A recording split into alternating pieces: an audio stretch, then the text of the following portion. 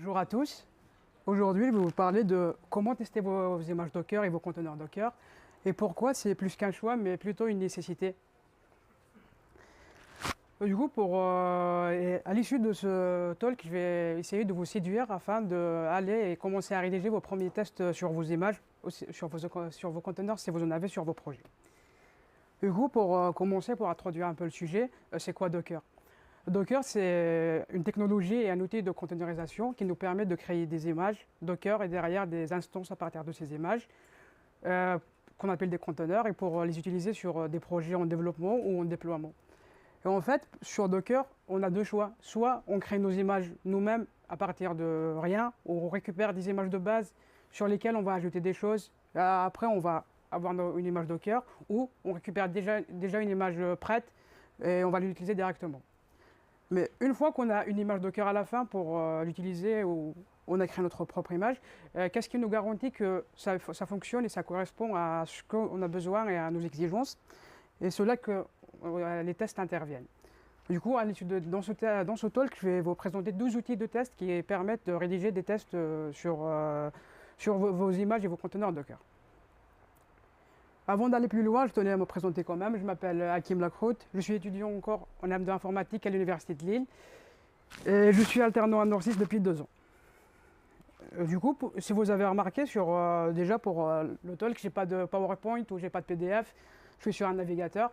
En fait, j'ai créé une application Python qui est un serveur web va me renvoyer des fichiers HTML qui sont dans un dossier statique. J'ai fait ça vraiment pour la démo et pour avoir une application à dockeriser, à déployer.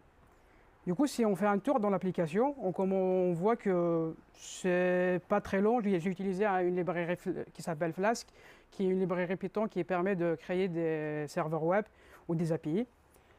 Et à l'intérieur, j'ai intégré une petite config qui va me permettre de récupérer une variable d'environnement sur cette ligne qui s'appelle appName, qui va correspondre pour moi à la conf dans laquelle je présente mon talk, qui est aujourd'hui, comme c'est le dossier tremplin. Normalement, on doit l'avoir sur le navigateur, sur les diapos, mais pour l'instant, on ne l'a pas parce que tout simplement, je ne l'ai pas défini.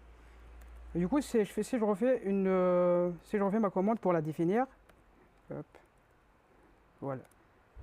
Du coup, si je relance mon application et si je reviens voilà, on voit la différence directement. On a notre variable d'environnement qui est bien récupérée et qu'on arrive à l'afficher. Du coup, tout fonctionne en local, j'ai pas de problème.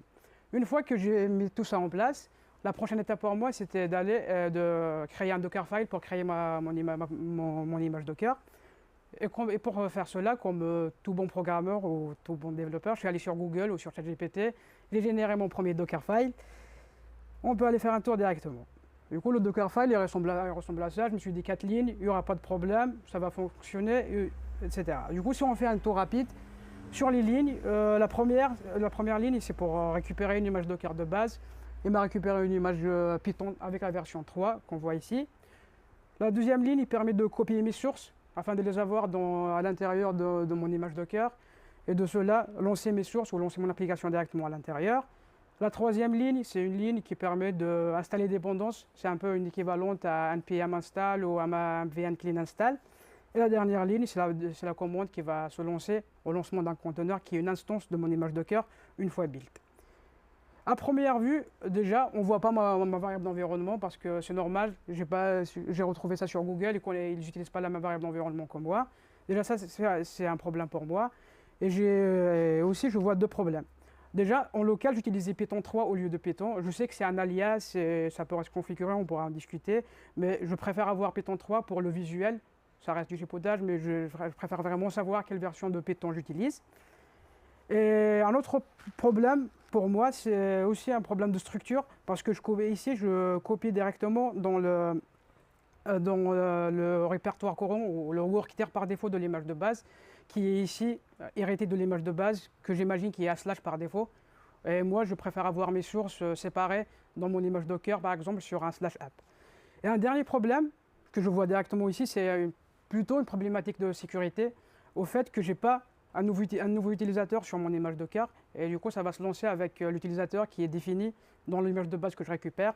Et souvent, quand on récupère une image officielle, si je peux l'appeler comme ça, on a toujours un utilisateur root et qui est considéré comme une faille de sécurité sur les images Docker et permet aux attaquants de prendre en contrôle l'image Docker et aussi même aller sortir du conteneur et peut-être prendre en contrôle l'infra directement. Du coup, afin de détecter tous ces problèmes-là et les corriger avant d'aller livrer cette image Docker, j'introduis un nouveau outil de test. Pour faire ça, j'avance dans mon historique Git, j'ai un premier commit, j'ai un dossier test qui apparaît. Si je fais un tour à l'intérieur, j'ai un fichier YAML avec comme nom cst-test.yaml. CST, c'est pour Container Structure Test. C'est mon premier outil que je voulais présenter. Container Structure Test, qui est un outil développé par Google, qui permet de faire des tests, plutôt je dirais unitaires sur mon image Docker. Ça me permet de tester mon image Docker d'étape à étape, plutôt de layer à layer, etc. Du coup, si je rentre dans le fichier test, j'arrive sur un premier cas test qui définit en globalité mes exigences les problématiques et les exigences que je viens de définir sur mon image Docker et que je viens de détecter. Ça s'appelle des metadata tests parce que ça correspond plutôt à tout ce qui est metadata de l'image Docker et de la structure. Tout d'abord, je force ou je vérifie que le workdir il est à app plutôt qu'à slash ou à la racine. J'asserte ou je vérifie que ma variable d'environnement est définie avec une valeur que je définis ici. La commande qui doit correspondre à une certaine commande avec Python 3 au lieu de Python. Et aussi l'utilisateur qui doit passer à Python parce que par défaut c'est root. Si je lance mes tests une première fois,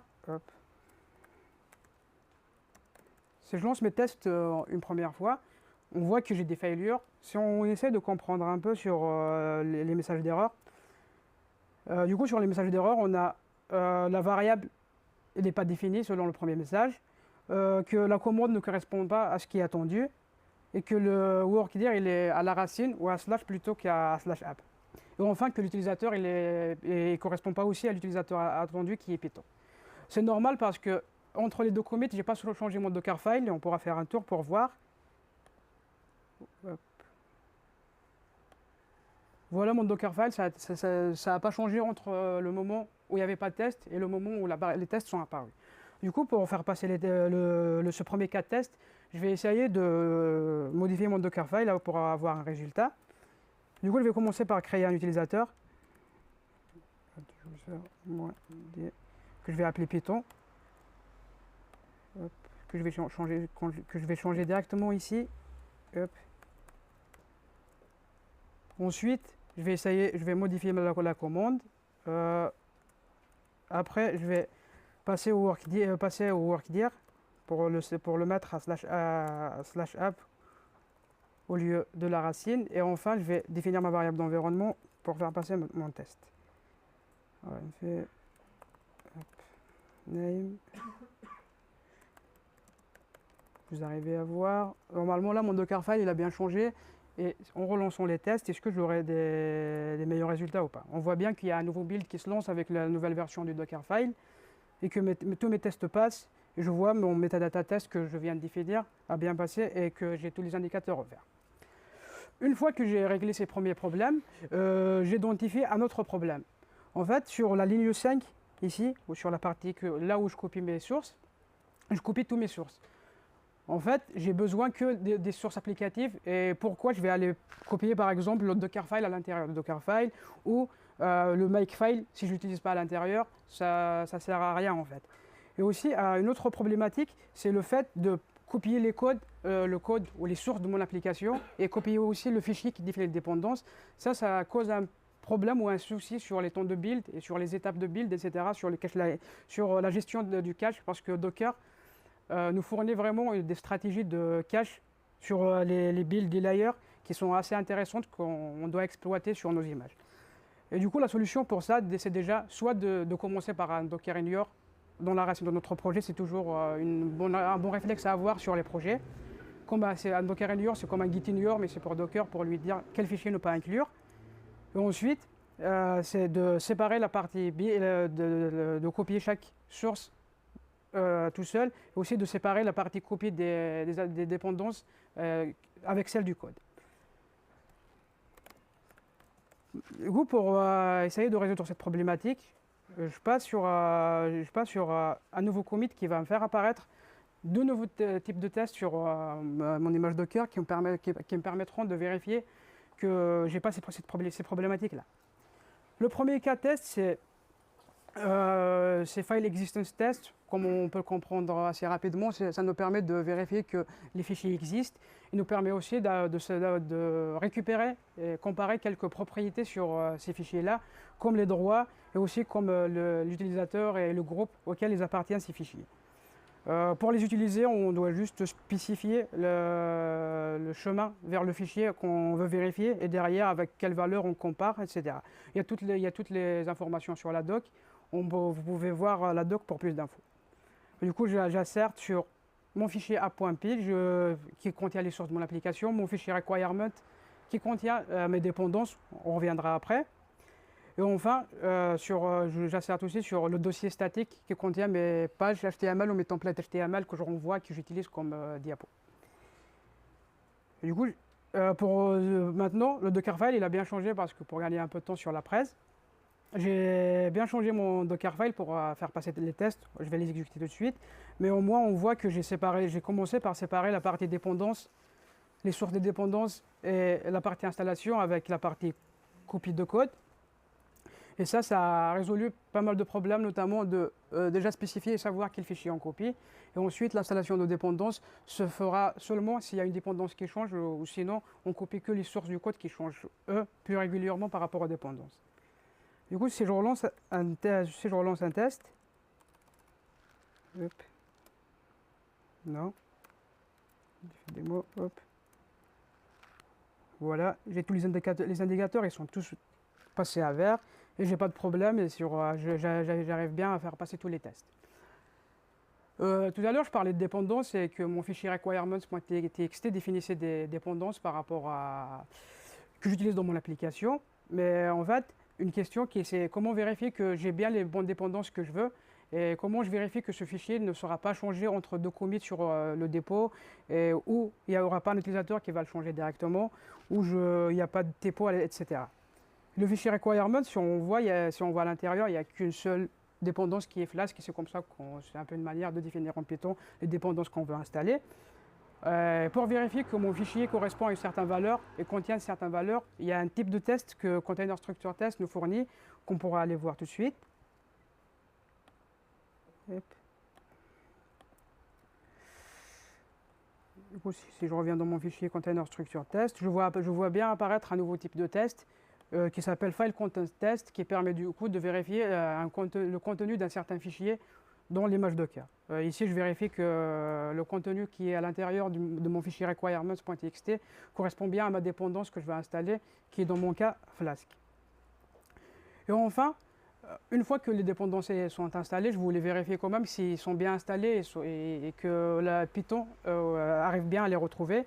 Et grâce au Container Structure Test, on peut faire ça avec des tests de type command test qui permet de lancer des commandes directement sur si le conteneur dispose d'un bash ou d'un sh pour lancer les commandes, de comparer la sortie de commande avec des sorties qu'on attend nous-mêmes. Par exemple, ici je lance la commande pip qui est le package manager utilisé avec Python pour lister et pour voir que ça contient bien la dépendance Flask et elle était bien installée à la fin de mon build de l'image Docker et que aussi cette commande a bien retourné avec un code de succès qui est 0. Je refais une dernière exécution sur mes tests. Je n'ai pas de problème. Tous les indicateurs sont en vert. Je vois bien mes messages pour les descriptions de chaque test. Pour voir un peu ce que ça donne côté navigateur, pour voir, normalement elle doit être exposée sur le port 5001 et je vois bien que j'ai eu les mêmes résultats que ce que je lançais en local, alors tout est OK. Une fois que j'ai fini tous ces tests, avec Container Structure Test, comme je disais, pour moi ça reste des tests unitaires. Est-ce que je ne pourrais pas monter encore d'un cran dans la pyramide des tests et d'aller sur un nouveau type de test qui va me permettre de vérifier plus de choses sur mon image Docker? Et pour cela, j'ai fait appel à un outil qui s'appelle BATS.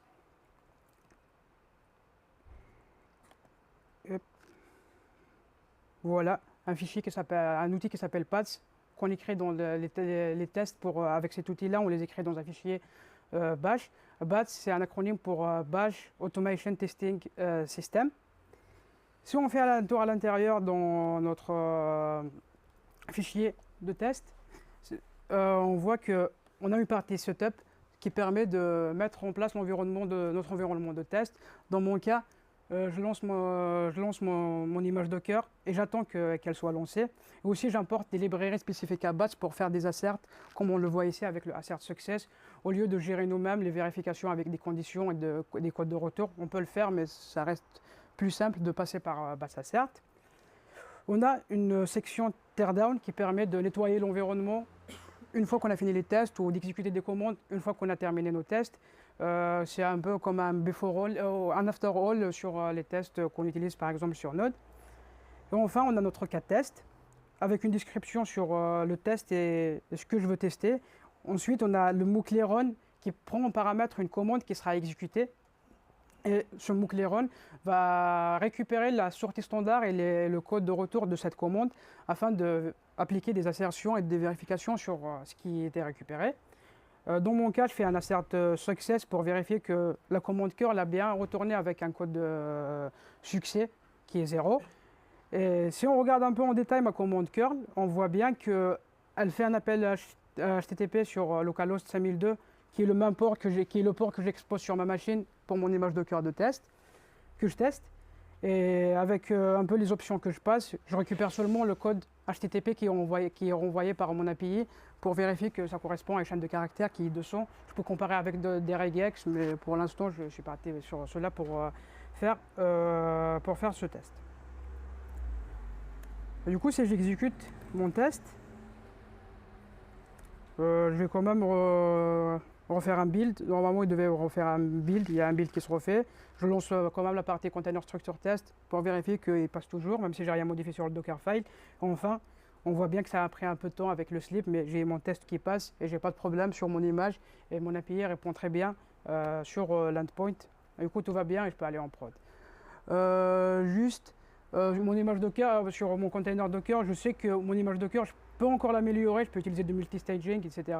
Mais ce n'est pas vraiment le but de vous montrer tout ça aujourd'hui. Le but, c'était de montrer les outils et que vous puissiez commencer à les utiliser, au moins aller les voir et avancer. Du coup, est-ce qu'il me reste une dernière slide ou pas? Hop. Je l'ai appelée dernière pour voir.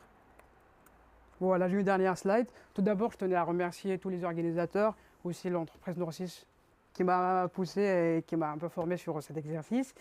J'ai mis quelques liens pour déjà tout ce que je présentais et aussi je tenais un peu aussi à mettre un lien vers un outil qui s'appelle Trivi qui permet d'analyser et de scanner nos images Docker pour détecter des malconfigurations ou des configurations qui ne vont pas, qui ne respectent pas des normes et aussi pour détecter des CVE qui sont présentes à l'intérieur de l'image qui peuvent apparaître à n'importe quel moment. Et les outils sont comme c'est des outils de test, ils sont tous en ligne de commande. À l'installation, c'est des commandes à installer et aussi ils sont assez bien intégrables et faciles à intégrer sur vos outils de CI/CD comme GitHub Actions qui fournissent des components ou GitLab CI. Normalement, il y a des components, mais vous pouvez aussi créer votre propre GitLab CI afin de les utiliser. Et vous inquiétez pas pour retrouver les liens. J'ai un dépôt GitHub qui est sur le README, il y a tous les liens. Ça ne sert à rien de lancer l'application ou de build. Ça sera plus facile. Et je ne sais pas si vous avez des questions.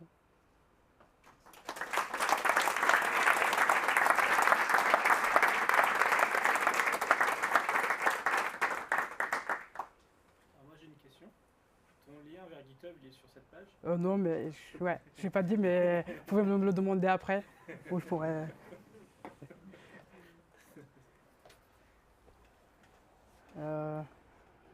Vas-y. Parce que j'ai... BAT, c'est spécifiquement pour tester des images Docker ou... Non, en fait, comme dans l'acronyme, on a Bash Automation Testing System. C'est plutôt pour tout ce qui est script Bash. Et on peut être créatif et tester nos propres scripts Bash. Et j'ai choisi cet outil parce que Docker fournit aussi une ligne de commande assez riche et assez vaste pour contrôler toutes les ressources et tout ce qui se passe autour de Docker. Alors Bash, ça marchait bien. Merci. Est-ce que tu peux tester des images, enfin des Docker Compose aussi? Avec BAT, oui. Comme ça, il y a une commande. Ouais, répétez la question, j'ai oublié. Du coup, je répète la première ou Non, c'est la deuxième? La deuxième question était c'est comment est-ce qu'on peut tester aussi des Docker Compose avec les outils que je viens de présenter. On peut tester des Docker Compose avec BAT parce que ça reste des commandes qu'on exécute sur un terminal ou sur du bash. Alors on peut vraiment aller rédiger et écrire nos propres tests sur des Docker Compose avec BAT.